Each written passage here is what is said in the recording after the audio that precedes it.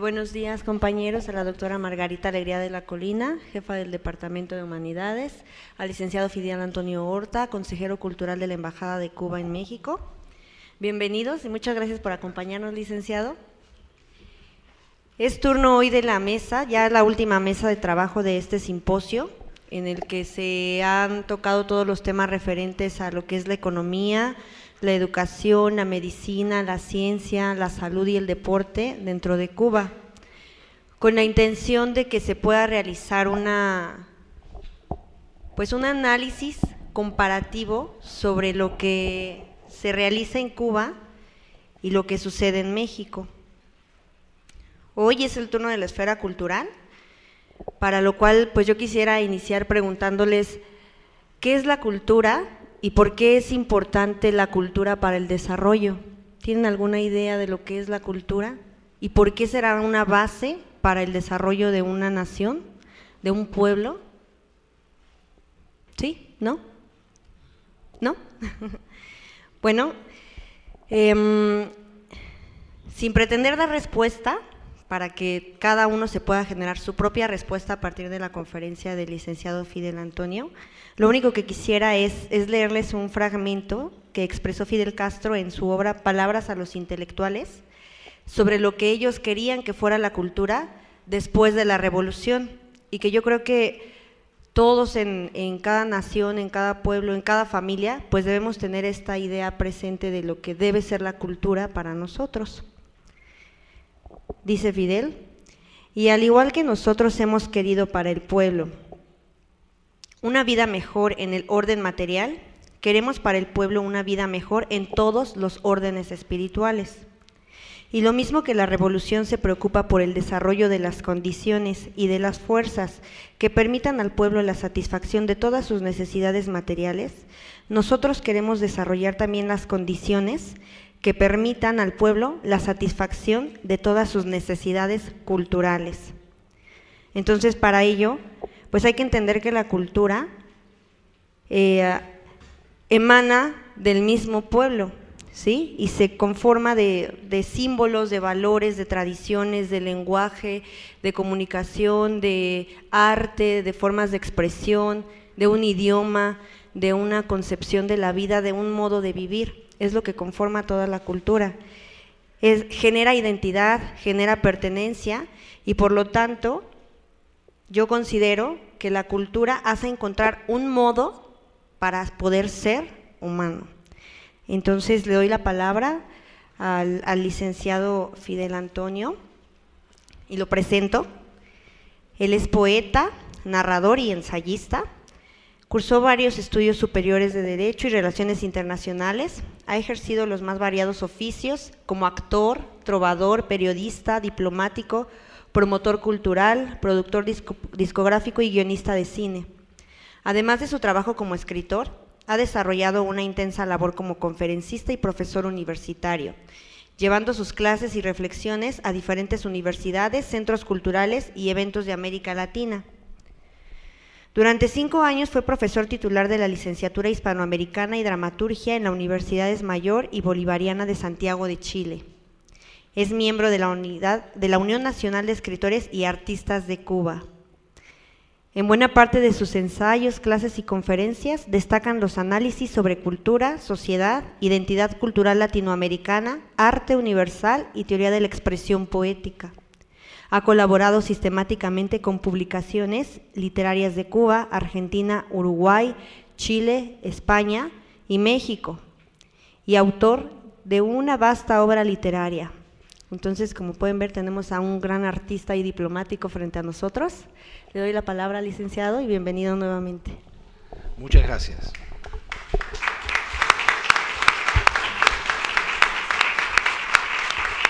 Bueno, doctora, licenciada, para mí es un placer, un privilegio estar aquí con ustedes. Ya esta es la tercera conferencia que se imparte como parte del simposio. No es fácil, pues sabemos que estamos esperando todo el partido de México, por eso me llama la atención la presencia nutrida de todos ustedes. Para nosotros también, incluso para los cubanos, es Es muy interesante la presencia de México en el Mundial. Ustedes saben que México y Cuba son de un pájaro las dos alas. Es decir, hay una gran expectativa en Cuba por la presencia de México en el Mundial, ya que Cuba ni sueña. Tal vez el equipo de fútbol más malo del mundo es el de Cuba. No se ha desarrollado el fútbol en Cuba como acá. Y nosotros ni en sueño podemos pensar llegar a un Mundial. Por eso, lo que hace el cubano, como yo, que aparte de eso tengo un sentido de pertenencia especial con México, por estar acá, y de alguna manera soy el consejero cultural de Cuba, es decir, promover la cultura cubana aquí en México, pero sin dejar de promover la cultura mexicana en Cuba.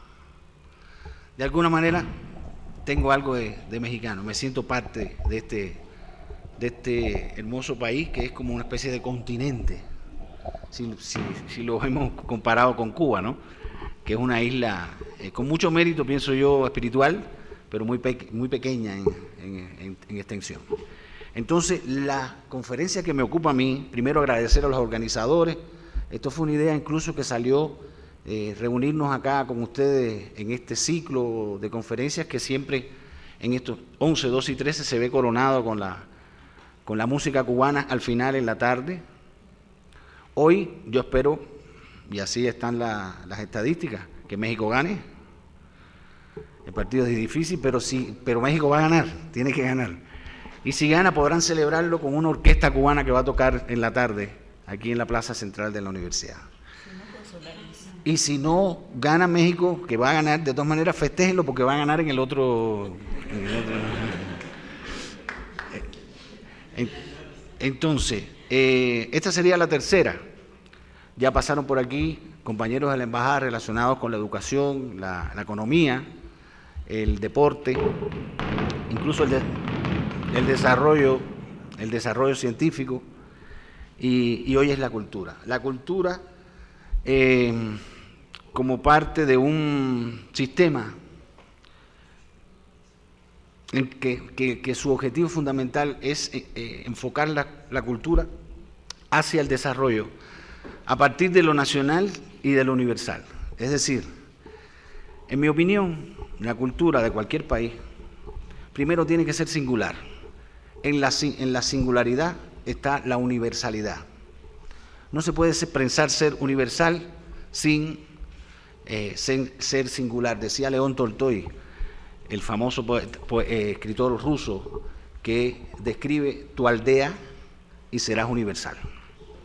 Es decir, por eso la cultura cubana tiene grandes y poderosas, sólidas raíces de esencia nacional, y ahí es donde se conjugan tres factores que a la hora de analizar la cultura en general, estoy haciendo como una especie de introducción al tema que es cultura cubana, se funden de tres maneras. Uno, cultura, sociedad e identidad.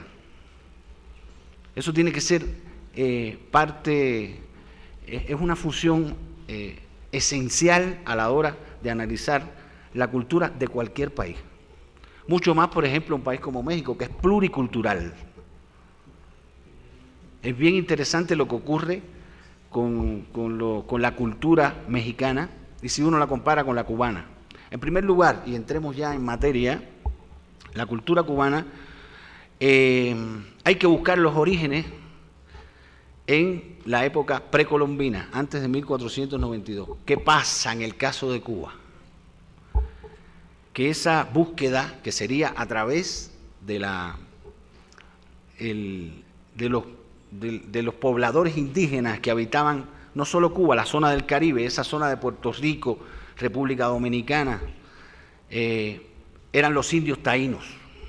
Los indios taínos eran unos indios muy frágiles, dedicados esencialmente a la caza, eran recolectores y cazadores.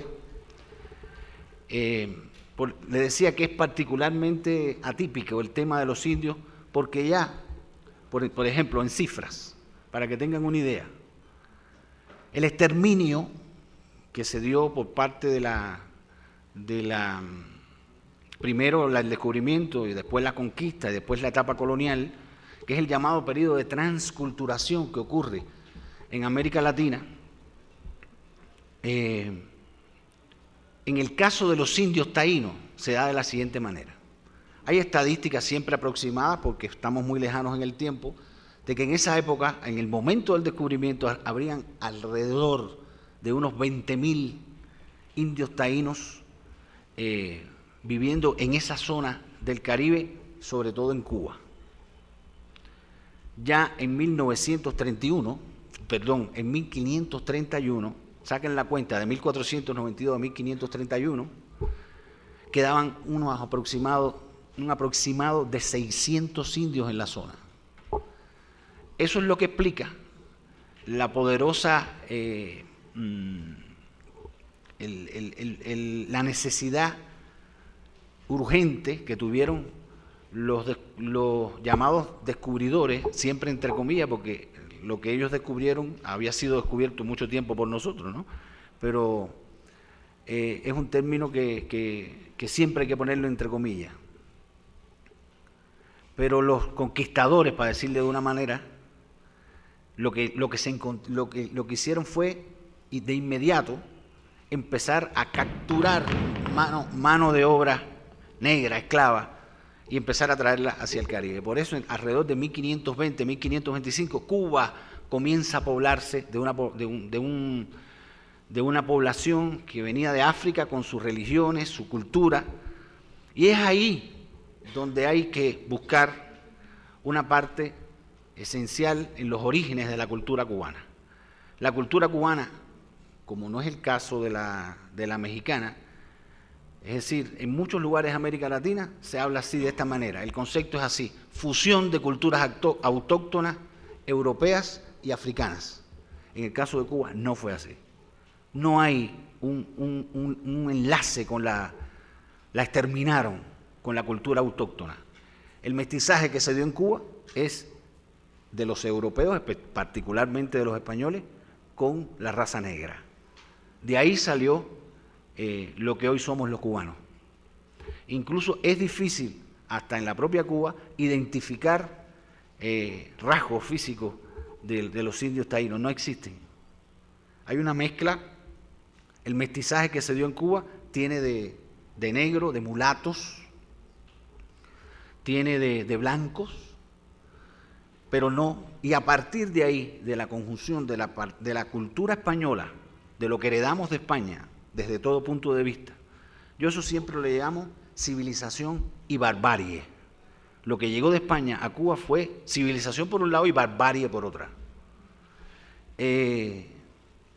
Fue la mezcla del español con la rica cultura negra, sobre todo la mezcla de danzas. Todos esos negros que llegaban a Cuba, que ya les digo, eran capturados, llegaban, y no obstante la difícil situación a la que eran sometidos, sobre todo de condiciones de vida, ellos practicaban su cultura. De ahí fue surgiendo la cultura cubana, que poco a poco tuvo un desarrollo, yo les diría que lento. Es decir, si nosotros heredamos de España, los latinoamericanos, todos, ustedes, todos, de España heredamos, América Latina heredó 3 cosas de España, principalmente. Una, el idioma; otra, el mestizaje; y una tercera, la religión.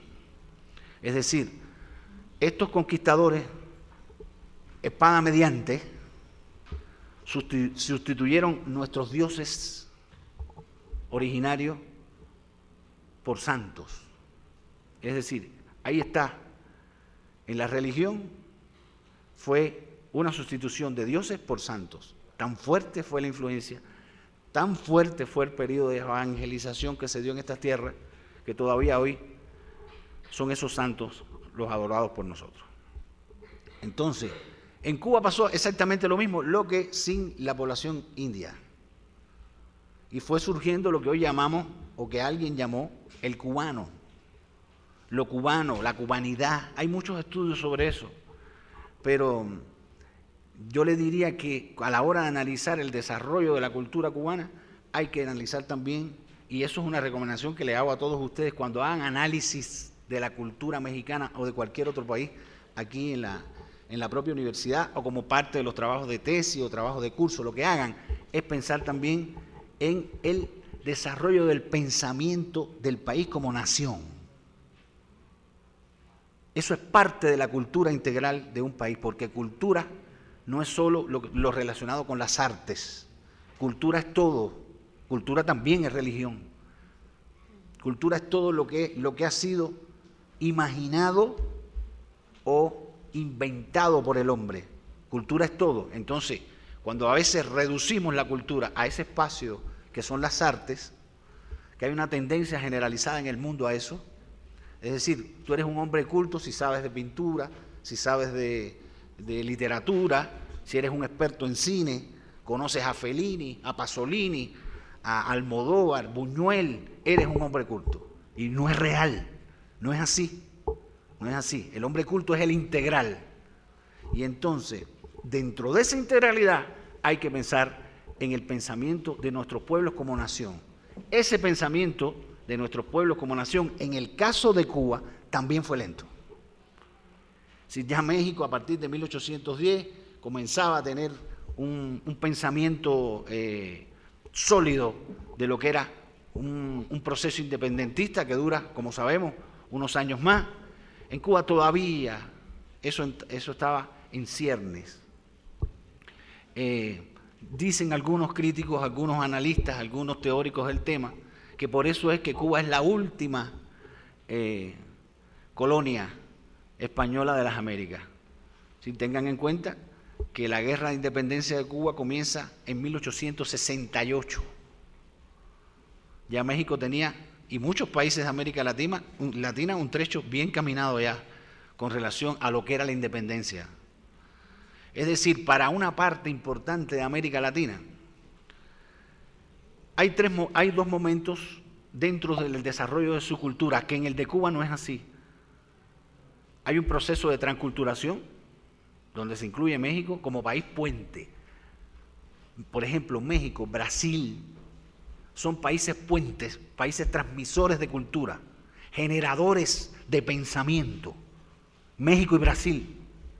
Ahora, en el caso de Cuba es más lento, es un proceso más lento. Después, con el tiempo, se convierte también en un país puente transmisor de cultura, pero tienen que pasar varios años. El primer periodo es la transculturación, es decir, el descubrimiento, entre comillas, la conquista y la época de colonización para los países de América Latina.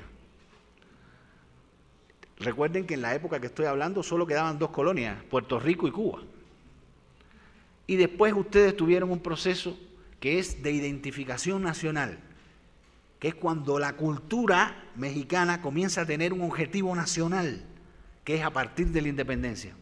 Eso en Cuba ocurre nada más y nada menos que en el año 1902. Es decir, el otro día, se puede decir, el siglo XX, pleno siglo XX ya. Porque nosotros tuvimos, España tenía una obsesión patológica con Cuba, como la tienen ahora los Estados Unidos. Parece que Cuba es tan seductora que logra enamorar de una manera a las grandes potencias que después no la quieren soltar. Ese es el tema. Es como el marido que está perdidamente enamorado de la esposa y la esposa no está enamorada de él y quiere salirse de juego y él está aferrado a la mujer. Eso es lo que pasa con Cuba, pasó con España y pasó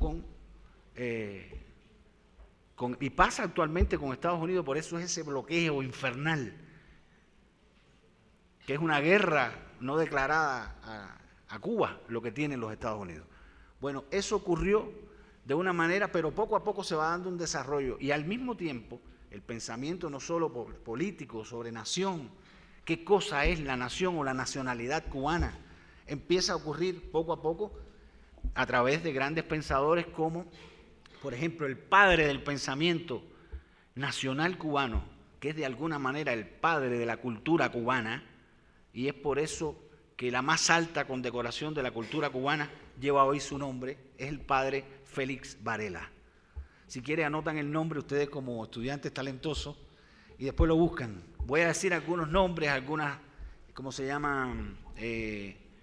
Algunas obras en época Y si después les interesa adentrarse más en la cultura cubana y en Cuba como tal, los buscan en internet, esos nombres, ¿cómo se llama? Investigan.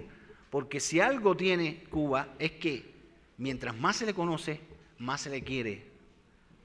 Uno no se puede dejar llevar por lo que se dice de Cuba en los grandes medios de comunicación o lo que se dice del gobierno de Cuba. Para sacar uno sus propias conclusiones hay que estudiar Cuba, la historia de Cuba, estas cosas que le estoy diciendo. Pues la cultura comienza a tener un desarrollo en Cuba ya plenamente identificado a partir del siglo XVIII y sobre todo siglo XIX. Eso es lo que ocurre. En el siglo XIX, principios del siglo XIX, empiezan a aparecer nombres, figuras, digamos, hasta ese momento tenues.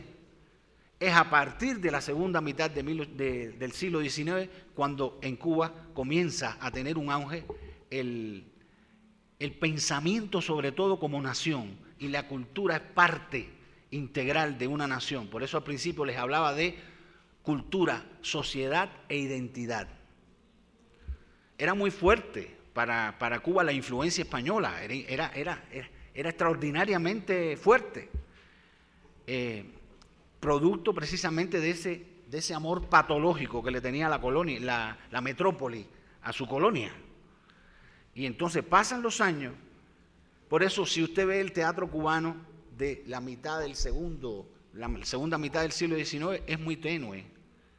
Lo que se hacían era reproducir obras españolas. En todo había una influencia muy grande española. Incluso si se destacaba algún músico cubano por dones naturales, e inmediatamente era trasladado a Europa. Y se hacía un gran violinista, un gran pianista en Europa, y Cuba en esa época no tenía ni academias de música. Estamos hablando en la segunda mitad del siglo XIX. Pasó el tiempo, siguieron surgiendo voces hasta que surge una voz, digamos, desde el punto de vista histórico en Cuba, que es la voz de Carlos Manuel de Céspedes, todo un patriota, que es el hombre que llama, es el hombre del grito de Dolores de Cuba, pero allá se llamó grito de la de Majagua. Y a partir de ese momento, la cultura como tal comienza a tener para Cuba, a partir de 1868, un objetivo nacional. Comienzan a desarrollarse poco a poco grandes figuras hasta que aparece en la palestra ya como resumen y gloria de todo el pensamiento político y cultural de un país, se resume en un hombre que es José Martí, nacido en 1853 y fallecido en combate luchando por la independencia de Cuba el 19 de mayo de 1895.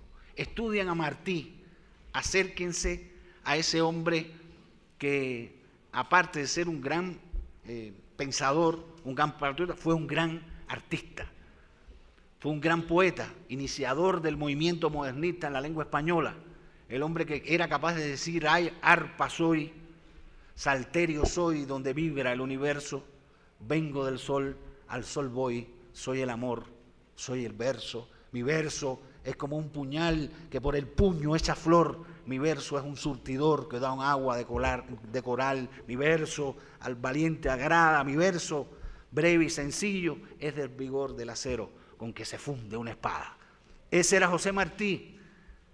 A partir de los años 1875-77, son los años, digamos, del despegue poético de José Martí, de su pensamiento político, y ocurre aquí en México.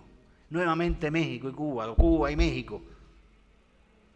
Martí vive aquí en México entre 1875 y 1877.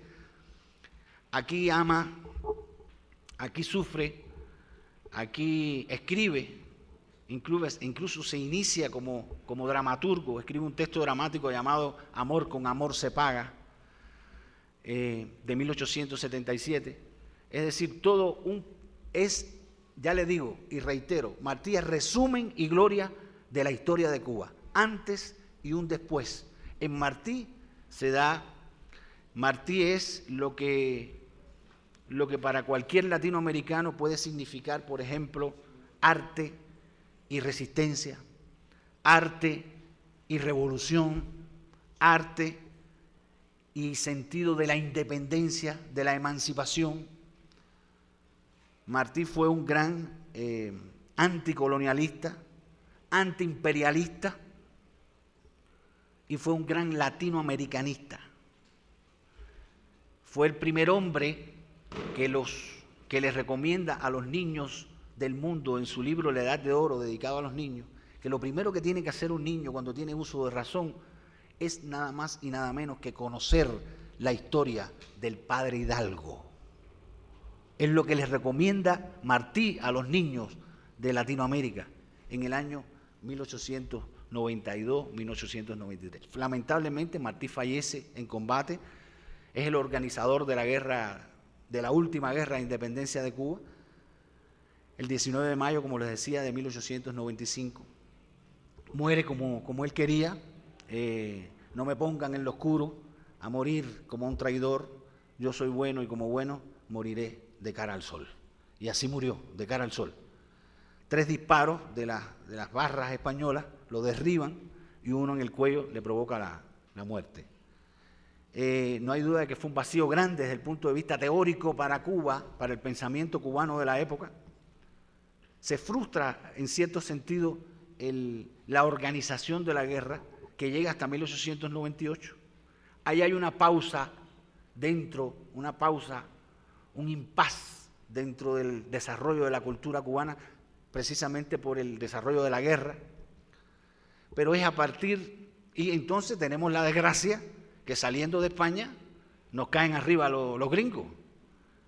Ocurre en 1898 una gran intervención norteamericana armada en la isla de Cuba, que entra por Santiago de Cuba, con la farsa de ayudar a los cubanos a liberarse de España, y cuando se liberan, finalmente, los gringos se hacen dueños del país. Son dueños, traen a un gobernador llamado Somervell, que está en Cuba dirigiendo el país. Todavía no era una república hasta 1902, es decir, de 1898 a 1902, Cuba es gobernada por un señor desconocido norteamericano llamado Somervell, que inventa una farsa de elección, de constitución, y se proclama Cuba como república en 1902. No obstante todas esas cosas, no hay duda que el desarrollo de la cultura cubana, cuando uno la estudia a fondo, tiene precisamente un matiz de grandilocuencia a partir del siglo XX. Tanto ya empieza a aparecer el teatro cubano, ya hay una poesía cubana sólida.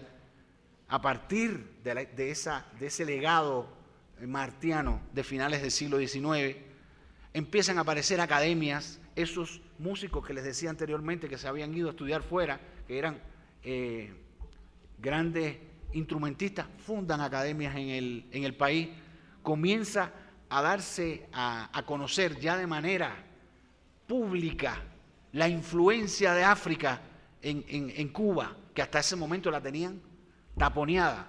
Saquen ustedes sus propias conclusiones. La abolición de la esclavitud se produce en Cuba en 1883. Es la última, es el último reducto. Y así todo, a principios del siglo todavía había negros esclavos. A principios del siglo XX todavía había negros esclavos en Cuba. Hasta ese momento no se había escrito todavía un libro, uno, que hablara sobre el tema de la esclavitud en Cuba. Cosa que ocurre en 1906 cuando emerge en la palestra cubana un sabio, un pensador también de suma importancia cuando uno se estudia, y les digo el nombre para que lo tengan, capten, porque no solo les va a servir como referencia para Cuba, sino para el estudio del negro en América Latina, incluso en Brasil, en Jamaica, en todas esas islas negras de alrededor de Cuba. El hombre se llama Fernando Ortiz. Escribió un libro que se llamaba Los negros esclavos en 1906 y después, en 1915, publica un libro que se llama Los negros brujos, donde hace un análisis sobre ya académico, profundo, con sólido conocimiento de causa de lo que es la religión afrocubana, Es decir, ya no solo era afro, se había convertido en cubana. Por eso se le llama como a la música, música afrocubana, religiones afrocubanas, porque tienen aporte de los dos lados. En el caso de Fernando hace un análisis muy serio sobre lo que hoy se conoce como la santería, que es la regla de Ocha, o lo que se conoce como el palo, que es la regla del palo monte. La santería tiene un sacerdote, que le llaman sacerdote del Ifá, que eso es cultura también, no solo el teatro, la danza, el cine, eso es cultura. Les decía, la santería tiene un sacerdote de Ifá que le llaman babalao, que aquí hay muchos cubanos que son babalaos, incluso mexicanos. El otro día compartíamos con un mexicano babalao, que parece cubano, pero es mexicano. Pero y da consultas y es bien interesante el mexicano, joven por cierto. Y en la regla del palo monte, que son las dos religiones más fuertes, está el llamado mayombero, que es el de mayor rango, el hombre que da consulta y que te abre o cierra los caminos, depende para que lo quieras utilizar. Ya ustedes saben que en el caso de Cuba, el que no tiene de Congo, tiene de Carabalí. Todo el mundo tiene por eso era un error garrafal en una primera etapa de la Revolución Cubana después de 1959 decir a voz populi que Cuba era un país ateo. No, Cuba nunca ha sido ateo. Cuba es un país laico. Hay católicos, pero hay una fuerte, además la gente cree en lo que le dé la gana.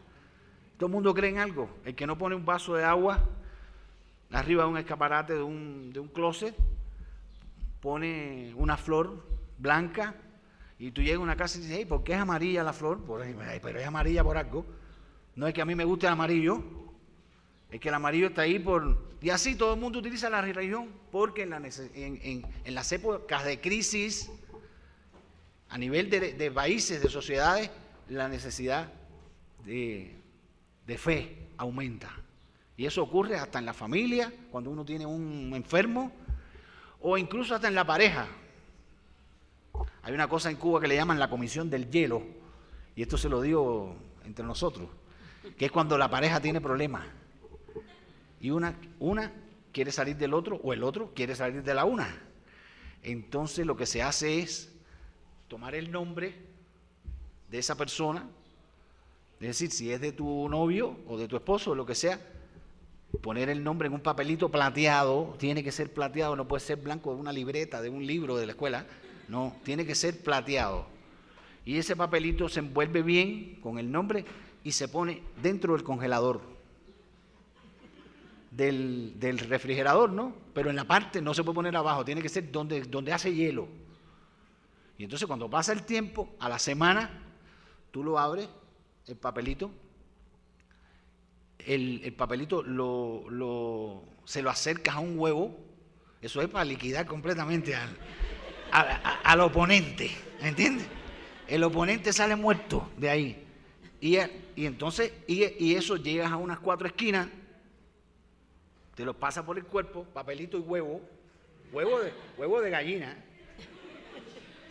Llegas a las 4 esquinas de espalda, no, perdonen, le voy a dar la espalda para significar cómo es la cosa. Te ponen, yo no lo he hecho, pero lo he estudiado. Así, te lo pasas así como haciéndote una cruz y tiras el papelito de espalda. Y te vas caminando, si ves el papelito con el huevo, cae, se revienta el huevo, papelito que tú conoces, pero tú te sales caminando sin mirar dónde cayó. Eso lo tienes que hacer en un lugar discreto. Si no, no es fácil. Bueno, eso es parte de la cultura cubana y es un error para mí, es un error de conceptos, un error teórico no hablar de estas cosas cuando se habla de la cultura cubana. Porque es esencia. A eso están, por supuesto, ligados los bailes, las danzas, los cantos. Tiene que ver incluso con la fusión, que después cuando uno oye hablar, por ejemplo, de la música cubana, las primeras versiones de lo que hoy es la trova cubana, el Silvio que hoy conocemos, el Pablo, el Amaury Pérez que hoy conocemos. Esas canciones de tan profundo, no hay duda de que son canciones pensantes, que te entra por un oído y se te queda ahí. No como muchas otras que escuchamos a diario, que entra por aquí y sale. Y tú incluso te la aprendes, y la repite, y la canta, y la tararea, y tú no sabes ni lo que estás cantando. Pero es así, es un fenómeno, que eso se llama dominante cultural. Eso que nos envuelve desde que amanece. Tanto la propaganda, los comerciales, ese tipo de música, todo eso unido, no es otra cosa que lo que yo llamo pseudocultura, que nos envuelve desde que amanece. Pero les decía que en el caso de esto de África, aparecen otras cosas, que después cuando uno ve la historia de la música cubana, por ejemplo, las primeras canciones parecidas a lo que posteriormente fue la nueva trova cubana, o incluso la trova mexicana de Yucatán, que es tan parecida a la cubana, ocurren alrededor de 1855, 51, 52, 53. La primera canción romántica cubana es de 1851 y se llama La Bayamesa. Lleva en el alma la Bayamesa. No voy a cantar porque sería demasiado, pero ya di una sesión de santería, no puedo. Lleva en el alma la Bayamesa tristes recuerdos de tradiciones. Ese tipo de esa manera de asumir el texto, que ya con intenciones poéticas y que al mismo tiempo deja un deje de reflexión en la persona que la escucha, ocurre en Cuba a partir de 1851.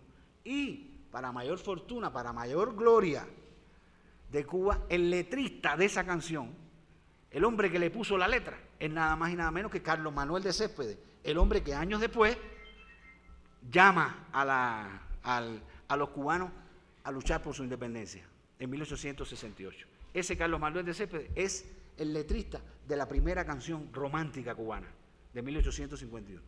Estaba perdidamente enamorado Carlos Manuel de una bayamesa.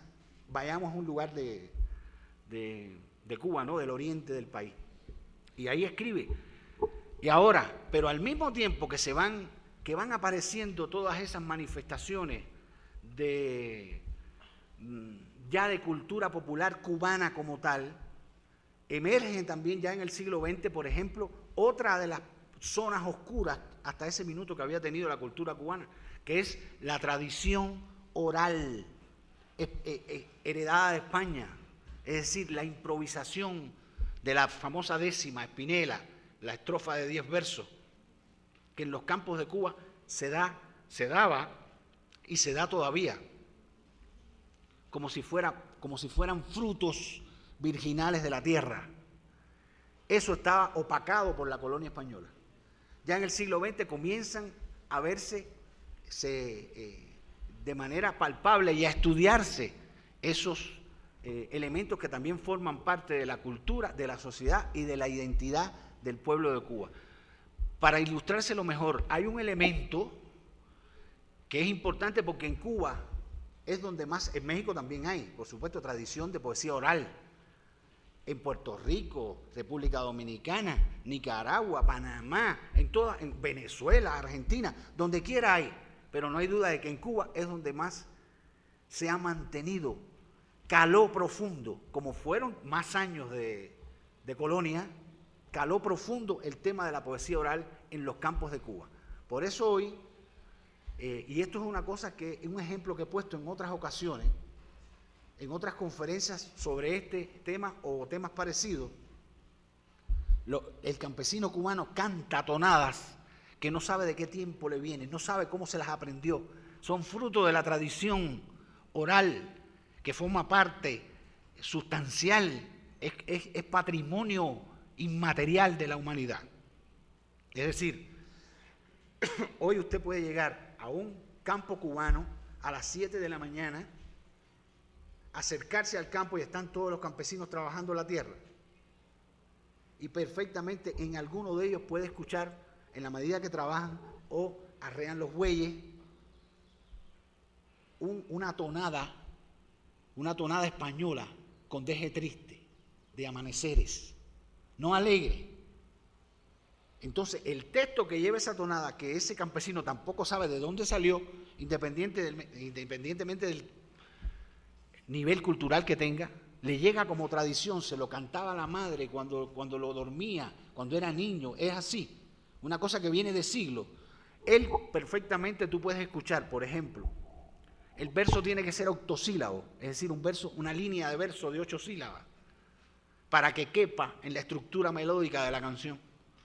Entonces, cuando tú llegas a un campo cubano, y es un ejemplo que siempre pongo porque a mí particularmente me partió en dos cuando lo vi, de la emoción que sentí ante eso, un campesino casi analfabeto cantando, por ejemplo, esta tonada, y ahora sí voy a cantar, porque no hay otra forma de mostrar la tonada. Fíjense, quiero a la sombra de un ala contar este cuento en flor, la niña de Guatemala, la que se murió de amor. Eso es un campesino.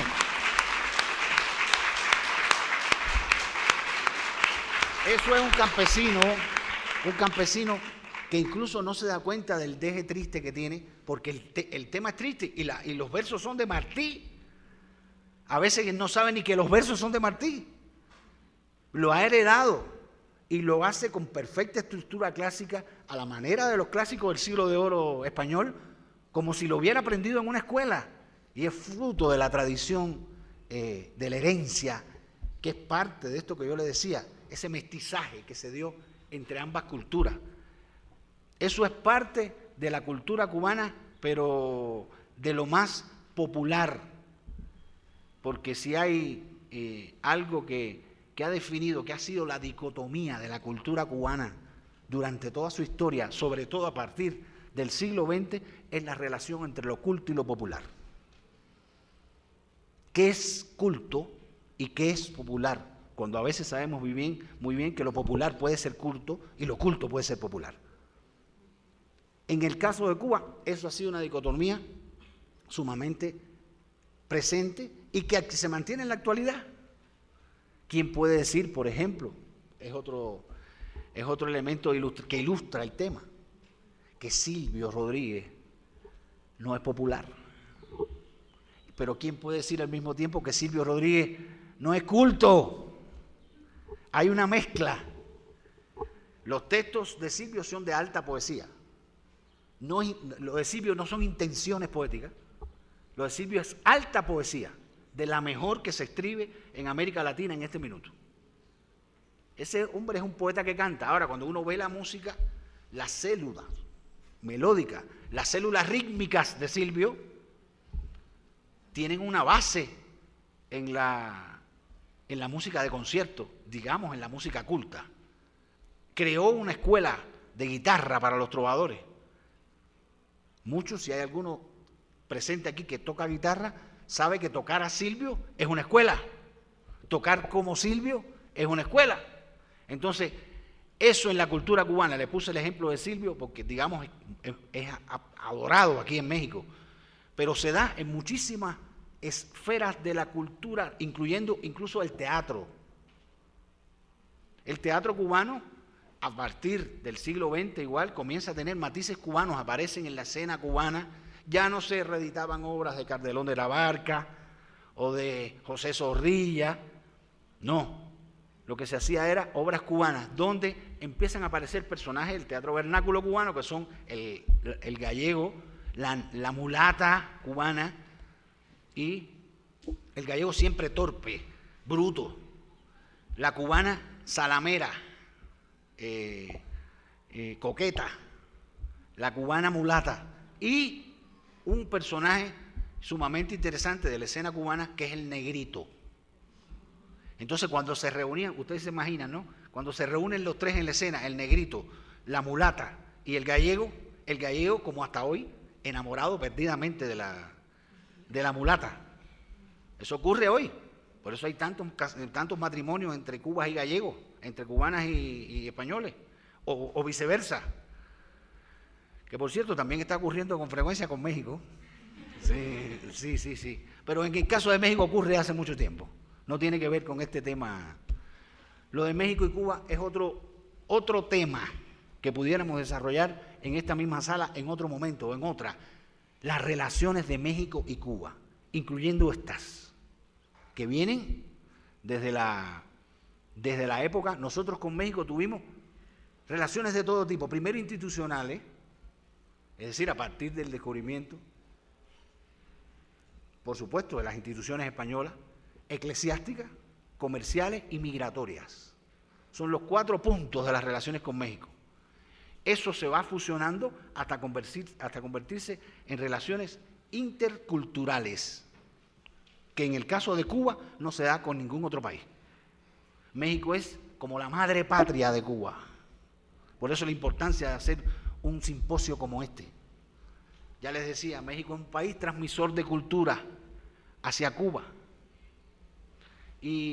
Pero en el caso de los matrimonios le pongo un ejemplo. La hija mayor de nuestro admirado y respetado y siempre venerado Benito Juárez estaba casada con un poeta cubano, Pedro Santacilia, que Pedro Santacilia después se convierte en el principal colaborador, en el secretario particular del Benemérito.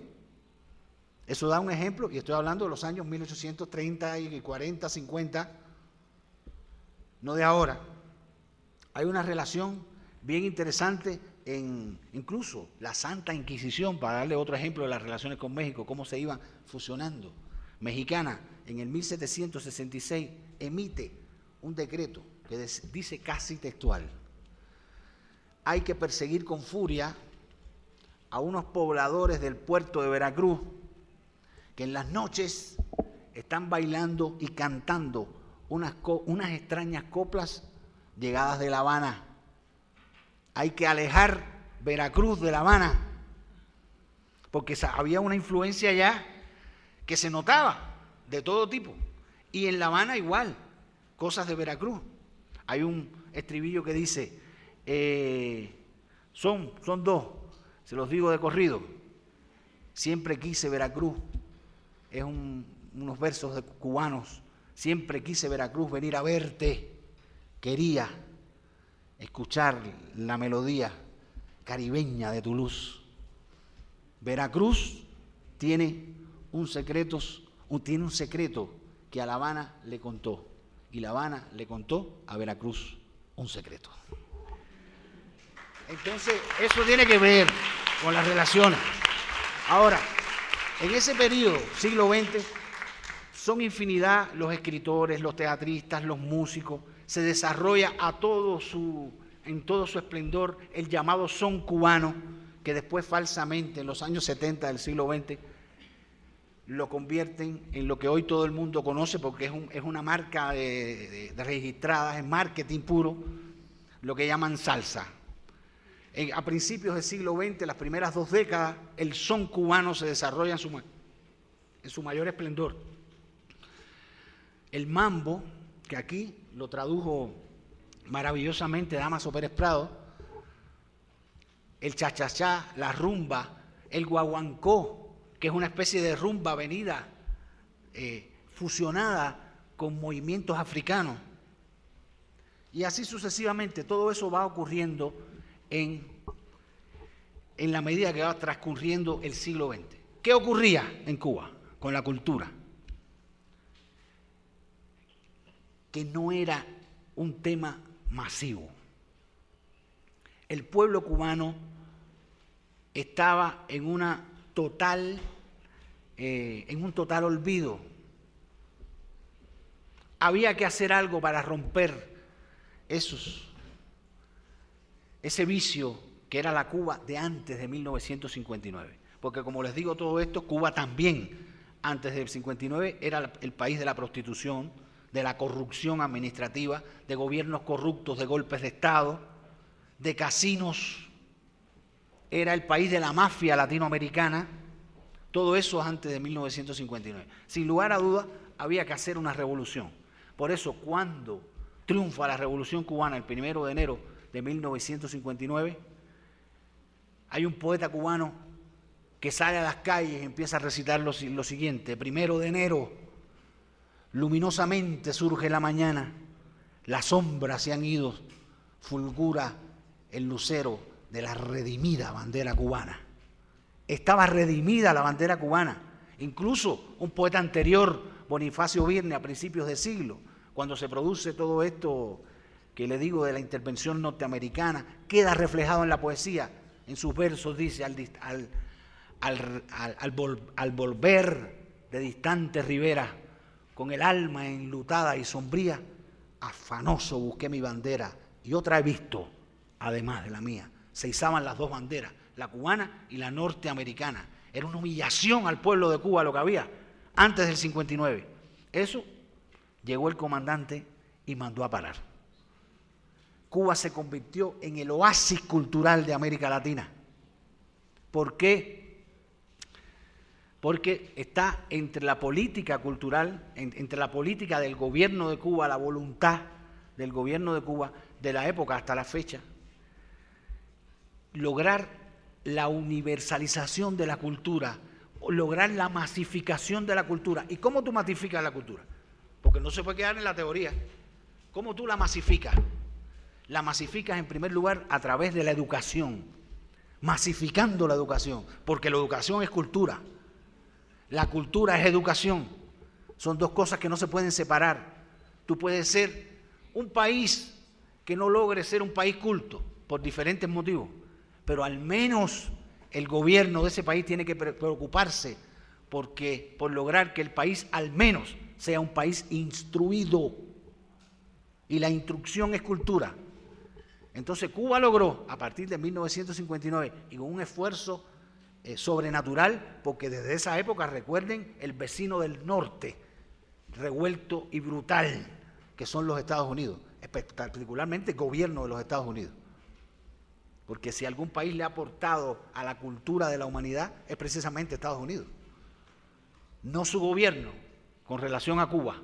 Es una obsesión, es una cosa patológica que tienen con Cuba, no de ahora. La primera señal de dominio colonial de los Estados Unidos hacia Cuba se dio en el año 1805. Y esa es otra conferencia que podríamos dar aquí si a ustedes les interesa, las relaciones de Estados Unidos con Cuba, a partir de ese tercer presidente norteamericano que se llamó Jefferson. A partir de ese momento, ¿cómo llegan hasta ahora? ¿Por qué esa patología, esa cosa enfermiza de los Estados Unidos con Cuba? ¿Por qué no lo dejan vivir como viven todos los otros pueblos? ¿Por qué no puede convivir con él? Eso tiene una explicación. No es tan simple.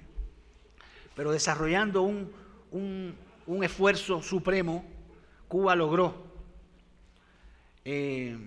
darle un espacio a la cultura, a la salud y al deporte. El deporte, hay un eslogan en Cuba que dice: el deporte es un derecho del pueblo. Empezando por que todas esas conquistas sociales que tienen que ver con la educación, la cultura,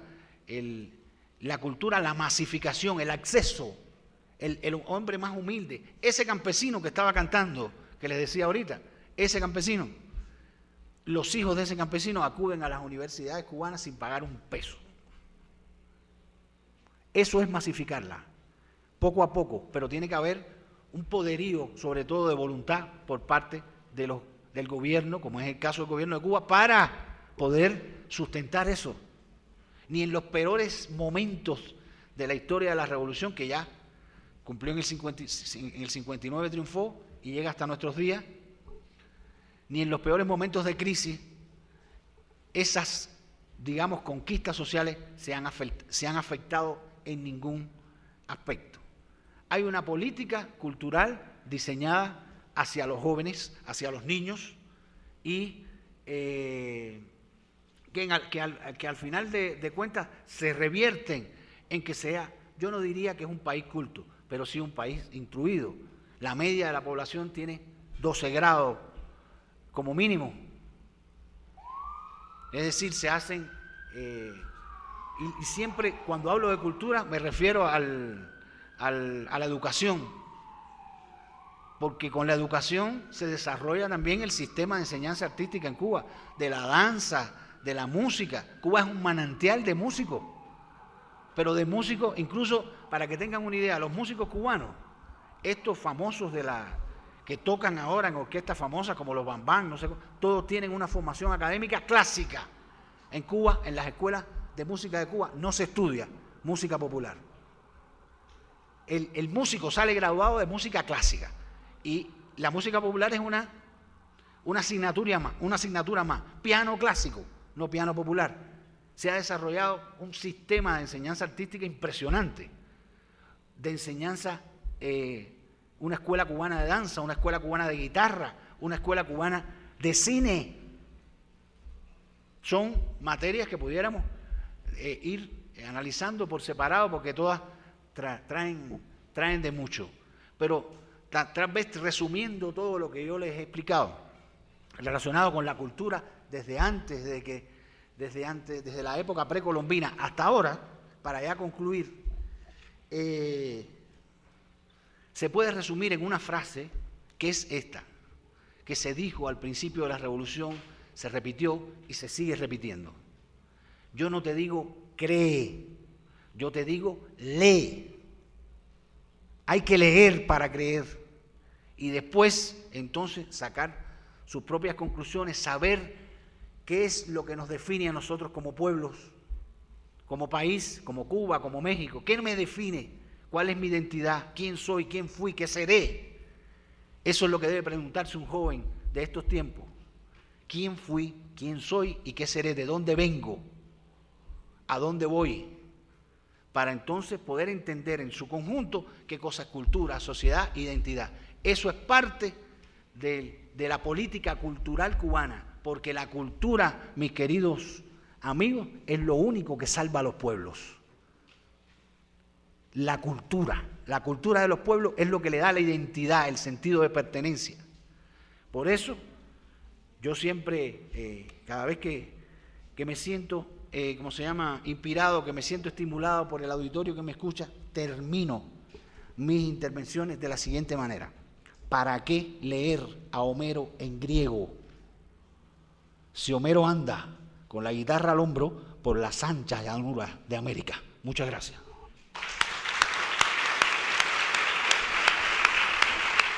Vamos a dar paso ahora a la comentarista, la doctora Margarita Alegría de la Colina, que nos va a comentar la conferencia del licenciado. Ella es la jefa del Departamento de Humanidades, licenciada en Lenguas y Literatura Hispánicas y con estudios de maestría en Literatura Mexicana y doctorada en esta misma disciplina por la UNAM, profesora a nivel medio superior durante 12 años y docente en el Departamento de Humanidades de la UAM Azcapotzalco. Sus líneas de investigación son literatura mexicana del siglo XIX, lectoescritura y cognición. Ha publicado diversos artículos. También, asimismo, la UAM dio a conocer su tesis doctoral bajo el título Historia y Religión en Profecía de Huaytimoc de Ignacio Rodríguez Galván, símbolos y representaciones culturales, hablando de toda esta cuestión de que la cultura no es solo arte, sino va más allá de la religión, a la lengua, a muchos símbolos que conforman una sociedad. Le doy la palabra, por favor. Gracias. Bueno, pues hemos disfrutado todos esta excelente charla, espontánea, amena y muy culta, hablando de cultura. Y bueno, ciertamente pues no tendría ni el tiempo ni fue mi intención hacer una réplica en términos de ir dando un seguimiento histórico también de la cultura mexicana en función de la cultura cubana, pero ciertamente pues tenemos con desfases temporales experiencias muy similares, ¿no? Y nada más resumo esta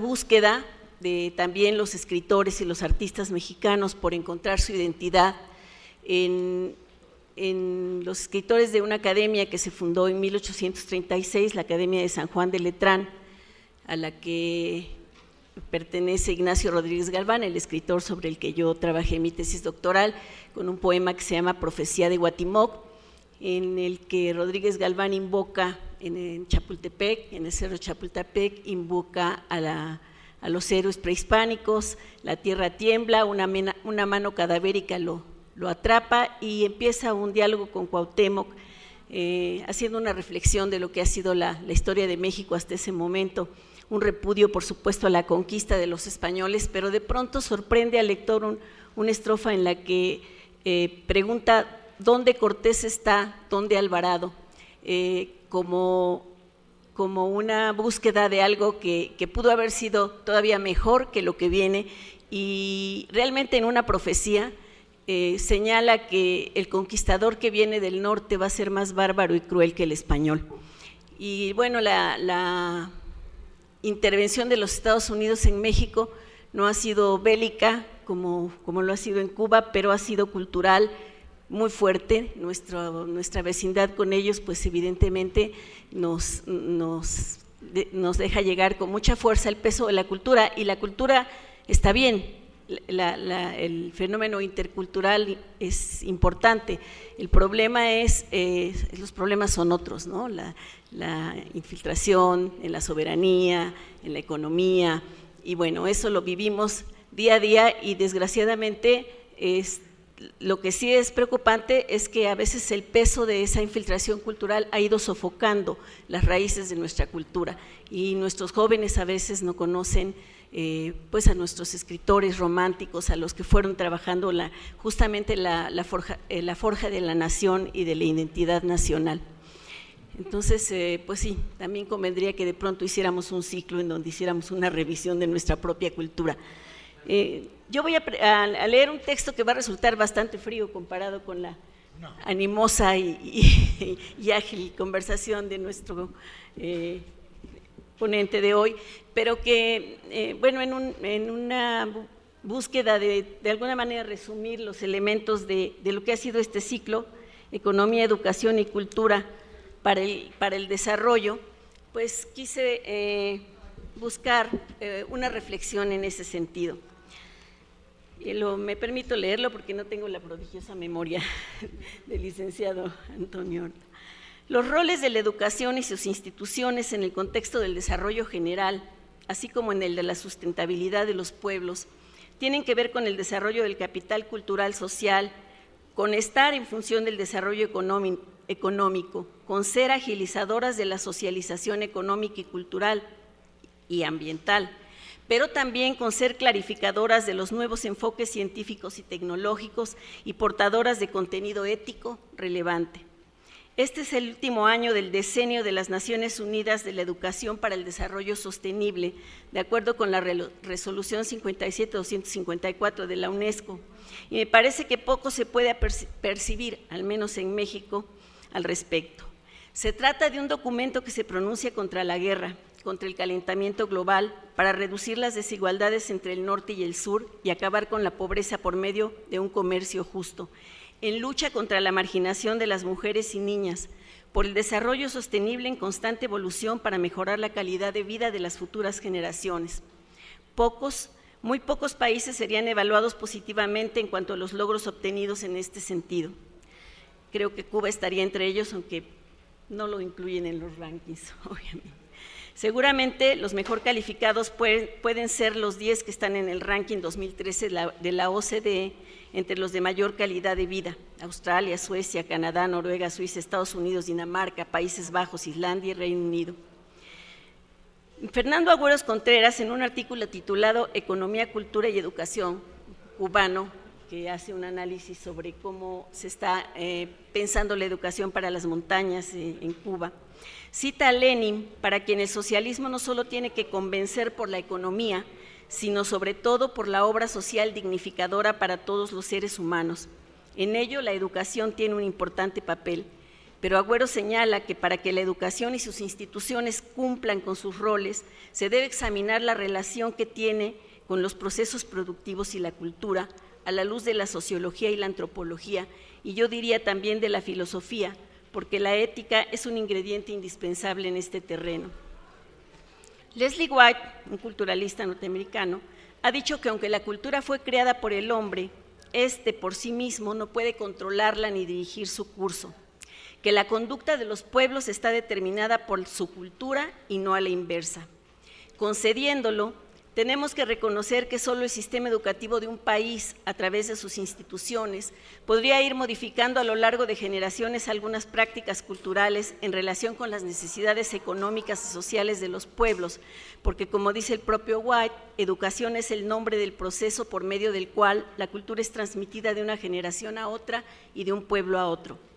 Si la educación y la cultura son factores esenciales para el desarrollo de los procesos económicos, es importante infundir en ellas el énfasis en los valores, sobre todo en estos tiempos de globalización, con fuertes impactos económicos y también en la identidad cultural de los pueblos bajo el yugo de la norteamericanización, que ha generado modelos y prácticas diversos, como predominio de la cultura urbana, robótica, beligerante y sideral, dice Agüeros, en detrimento de los aspectos relacionados con la naturaleza y el humanismo. El hombre, denuncia Terry Eggleton, se robotiza porque quiere manejar su cuerpo en un constructo cultural que como arcilla pueda moldear las manos del masajista o los químicos de pastillas e inyecciones. En una postura anticulturalista, opuesta a la de Leslie White, rechaza que la naturaleza, el sexo y el cuerpo sean producto de las convenciones simbólicas. Mientras que White considera que la simbolización es un tipo de conducta por medio de la cual se otorgan significados imperceptibles de forma libre y arbitraria a las cosas o acontecimientos, conducta propia solo del hombre que asocia construcciones simbólicas a la ganancia, el mercado, el dinero, que penetran en la cultura popular, generando consecuencias que impactan todos los niveles y escalas de la vida social, aunque habría que reflexionar acerca de si la simbolización es siempre y totalmente arbitraria. Es un hecho que las construcciones simbólicas mencionadas por White tienen impacto en la vida social. Por su parte, Eggleton apunta que el determinismo de los culturalistas implicaría que transformar una cultura fuera una tarea descomunal y para él la naturaleza es un material mucho más manejable, por lo que alienta una visión ecológica posmoderna obsesionada con su fragilidad. Según este autor, tenemos una identidad esencial moldeada culturalmente, pero el contexto cultural siempre es abierto y en esos límites borrosos de las culturas las fronteras se desdibujan. En ese mismo concepto de frontera se apoya Yuri Lodman cuando habla de semiosfera y considera que en las culturas siempre hay explosiones debidas a la irrupción en el sistema de elementos extrasistémicos, porque el mundo se extiende más allá de sus límites. Lo dinámico y lo estático, lo homogéneo y lo heterogéneo se relacionan de entonces y donde había dos semiosferas se forma una nueva. El futuro se presenta como un espacio en los estados posibles. Por ejemplo, el caso de tantos mexicanos viviendo en Estados Unidos y llevando parte de nuestra cultura allá, indudablemente está en la construcción de una nueva semiosfera cultural. Lo anterior también es cierto e implica que la educación puede remodelar la cultura de un pueblo, lo cual debe hacer siempre en busca de una obra socioeconómica dignificadora para todos aquellos que la conforman. Pues Eggleton ha dicho con acierto que una persona nunca está completamente determinada por el contexto y que en algún grado siempre es algo abierto e impreciso. Declara con base en esto que nuestros cuerpos, al moverse dentro de un medium simbólico y al ser de un tipo material específico, poseen capacidad de ir más allá de sus límites sensibles para prolongarse en lo que conocemos como cultura, sociedad, tecnología. Entonces se puede educar para el cambio, promover acciones que despierten la creatividad y favorezcan la independencia y la autonomía en un quehacer ciudadano y profesional que coadyuve al avance de procesos socioeconómicos y culturales sanos y favorables al bien común, lo que indudablemente incluye el medio ambiente. Pero la voluntad es necesaria para que esto sea posible, la voluntad de los estados, de los medios de comunicación y de los ciudadanos. Y es aquí donde parece que tendríamos que darle la razón a White. Unos y otros se muestran inamovibles ante los grandes retos de la civilización, ante sus propias necesidades apremiantes, ante los riesgos que ha provocado la conducta irracional del hombre al agotar y destruir la naturaleza. Realmente el mencionado decenio de la educación para el desarrollo sostenible, como tantos otros documentos de la UNESCO y de la OCDE, están llenos de buenas intenciones, entre ellas que los agentes adquieran pensamiento crítico y creativo, que respeten la tierra y la vida, que se comprometan al fomento de la democracia, tener en cuenta la educación en los planes de desarrollo sostenible, sensibilizar a los ciudadanos acerca de la importancia de este desarrollo, realizar un tratamiento sustancial a cargo de los medios de comunicación de las cuestiones relativas al desarrollo sostenible, que no se limite a publicidad gubernamental para exaltar 1 o 2 programas que cuando se estudian a fondo resulta que no están cumpliendo realmente su objetivo. Se supone que este decenio, que termina justo en 2014, se centraría en la educación básica, en un intercambio de conocimientos, aptitudes, valores y perspectivas enmarcadas en el aprendizaje para toda la vida, que reorientaría los programas educativos desde la escuela infantil hasta la universidad a fin de que transmitieran conocimientos orientados hacia la sostenibilidad, mejorar comprensión y conciencia de los ciudadanos, en fin, una serie de buenas intenciones que sí se concretan en esfuerzos aislados, pero que en el caso de nuestro país no es sistémico, no es una cuestión de Estado, no es un compromiso de Estado. Podemos mencionar, por ejemplo, que en nuestra casa de estudios y concretamente la unidad Azcapotzalco tenemos esfuerzos muy importantes como el PIDESTI, que es un proyecto encabezado por la maestra Irma Juárez del Departamento de Sociología, un proyecto interdisciplinario al que se han sumado profesores de todas las 3 divisiones y que ha hecho labor en los Tuxtlas, en Veracruz, en la zona donde llega la mariposa monarca, han realmente trabajado con las comunidades y como yo sé que hay esfuerzos en otras instituciones de educación superior, no ONGs, pero no es algo que sea sistémico como en el caso de Cuba, en que después de Yuri Lotman habla de continuidad y discontinuidad y señala que la continuidad es el cambio lento, ¿sí?, a través del cual se van conservando ciertos elementos, ciertos valores, y la discontinuidad es la explosión, es la irrupción de pronto de elementos en el arte, en la ciencia, que rompen con los parámetros, con los cánones que se venían manejando y que provocan un cambio real. Indudablemente que para Cuba la revolución pues fue un momento de explosión y pero que además se agarraron a sus raíces, a sus muy ricas raíces y que han diseñado un sistema educativo y un apoyo a la cultura que realmente pues es envidiable. Y creo que es importante que conozcamos más de la cultura cubana, que mantengamos esta hermandad con Cuba y que aprendamos desde allí también a valorar nuestras propias raíces. Gracias.